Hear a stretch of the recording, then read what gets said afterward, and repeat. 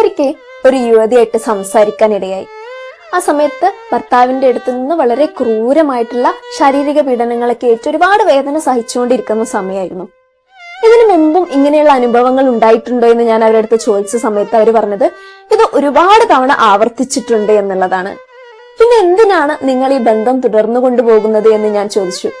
അപ്പൊ അവർ പറഞ്ഞത് ഓരോ തവണ പ്രശ്നങ്ങൾ ഉണ്ടാവുമ്പോഴും ഞാൻ ഈ ബന്ധത്തിൽ നിന്ന് പിന്തിരിയാൻ വേണ്ടി ശ്രമിക്കാറുണ്ട്. ആ സമയത്തൊക്കെ ഭർത്താവ് തന്റെ അടുത്ത് വരികയും ഇനി ഒരിക്കലും ഉണ്ടാവില്ല, എനിക്ക് നീ മാത്രമേ ഉള്ളൂ, നീ ഇല്ല എന്നുണ്ടെങ്കിൽ ഞാൻ ആത്മഹത്യ ചെയ്യും എന്നുള്ള രീതിയിലൊക്കെ അവർ സംസാരിക്കുമെന്നാണ്. അത് കേൾക്കുമ്പോൾ അവർ വീണ്ടും ഈ ഒരു റിലേഷനിലേക്ക് തിരിച്ചു പോകും. കുറച്ചു നാൾ കഴിയുമ്പോൾ തന്നെ അവരുടെ അക്രമ സ്വഭാവങ്ങൾ വീണ്ടും കാണിക്കുകയും ചെയ്യുമെന്നുള്ളതാണ്.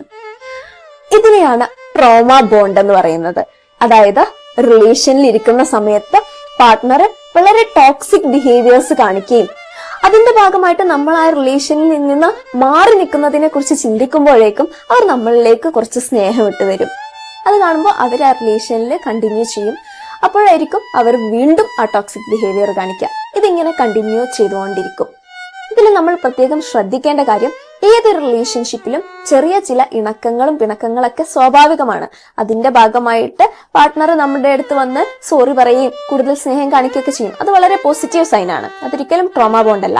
നമ്മുടെ അടുത്ത് വളരെ അബ്യൂസീവായിട്ട് വളരെ ടോക്സിക് ആയിട്ട് നമ്മളെ ഇമോഷണലിയും മെന്റലിയും ഫിസിക്കലിയൊക്കെ അബ്യൂസ് ചെയ്യുന്ന രീതിയിലുള്ള ബിഹേവിയേഴ്സ് കാണിക്കുമ്പോൾ മാത്രമേ അത് ട്രോമ ബോണ്ടിനകത്തേക്ക് വരികയുള്ളൂ.